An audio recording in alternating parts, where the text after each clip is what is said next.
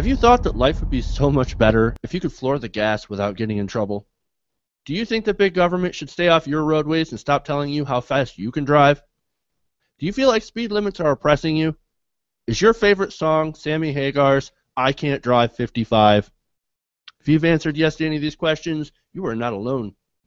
Meet Montana Senator Matt Rosendale. He's got your back, while everyone else can eat your dust. Senator Rosendale is running for Montana's lone congressional seat.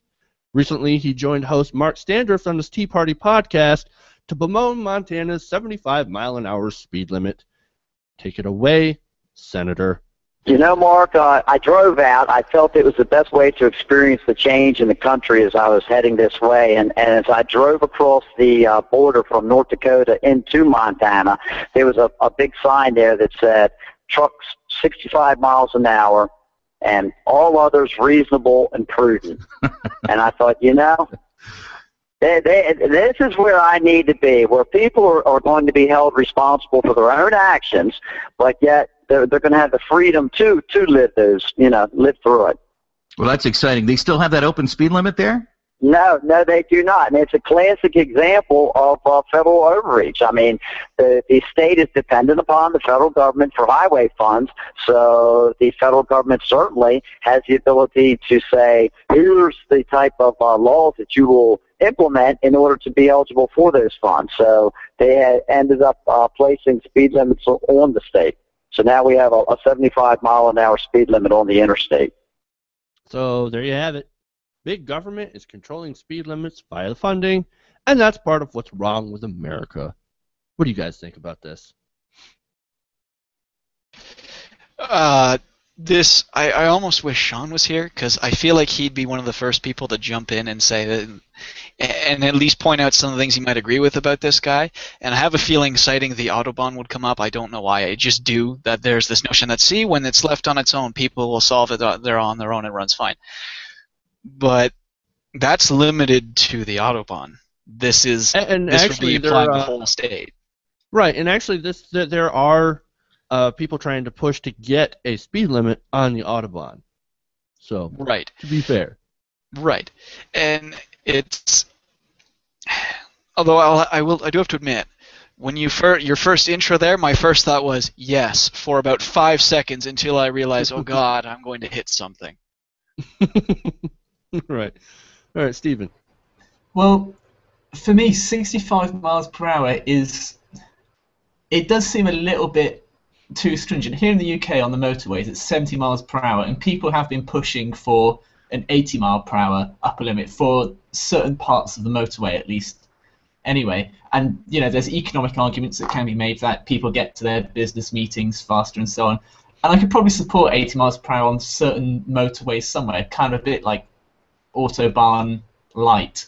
But in this case, having no speed limits absolutely anywhere is ludicrous. Recently there was some freedom of information requests here in the UK, people looking at the fastest drivers, and somebody was doing 129 miles per hour in a 50 mile per hour zone. There's somebody doing 90 miles per hour in a 30 miles per hour zone. And those are ridiculous. You've got to have those 30 miles per hour driving limits in place in residential areas and stuff. To have no limits whatsoever, there's going to be just blood all over the streets as people being run over and people losing control of their cars and killing themselves and killing other innocents.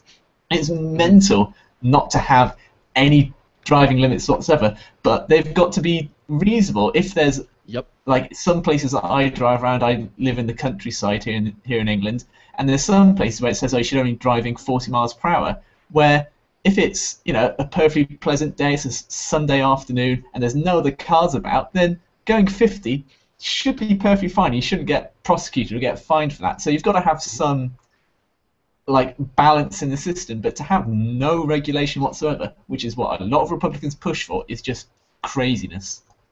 Right, and so here's sort of the thing that I think that he's talking about. Now, I don't really think it's so much talking about just speed limits per se. I think I think it's more of an allegory to the idea that the federal government is too large and is too controlling of the states, using their purse strings to limit states' rights. But Jeff, then you have to acknowledge that Republicans know what an allegory is, and I don't think we can make that assumption here. I mean, But when you think about it, though, like it sort of makes a lot of sense that the federal government is saying, hey, here's this money to take care of your highway. Oh, by the way, in order to get this money, you have to play by our rules and to actually and you have to put up speed limits. And they're all like, well, I don't want to do that, but I do want that money, so I'm going to do it anyway. So as far as being a conservative talking point, I think it fits right in. That argument fits right into their ideology, trading safety for individual freedoms. Despite, of course, how the facts bear out that not only when you have a lower speed limit, you do save gas, right? The faster you go, the more gas you burn, obviously, and Republicans don't really give a shit about that. But also the likelihood of an accident being fatal goes down when you get to a certain speed, 55, 65. I do want to say that there are, this isn't, I'm not going to make an argument that's saying that we should put the speed limits all back to 55 and have it federally mandated across all the states. I'm not actually going to make that argument. There are studies that show that because of improvements in the road, car safety devices and such, and there were states that allowed people to go 65 that actually didn't have any increases in fatalities from car accidents. They didn't have any more fatalities than states that kept the limit at 55. But states that went to 70 or 75 did have increases in the accident and fatality rates. So I think, to be fair, if you wanted to raise the speed limit to 65 instead of 55, I'd be absolutely for that because you have the data that backs it up. And that it's just as safe as going 55, and you can get to your destination faster. I think that makes a lot of sense. And somebody that actually backs that up is Dr. David Katz he's the director of the Prevention Research Center at Yale, the Yale University School of Medicine, and he said, quote, I hope for a 21st century solution, adjusting speed limits based on traffic, weather conditions, and terrain, cars and roadways better engineered for safety at higher speeds, alternative energy vehicles that solve the emission problem by means other than reduced speed and enhanced driver training. Now, what he says is the complete opposite of what Senator Rosendale wants. Because this guy, David Katz, he wants, he wants the law to be kind of like adapted for the situation and the technology and for things to be flexible, but to actually still have a limit. Rosendale says, fuck it, let's get rid of all limits and every man for himself.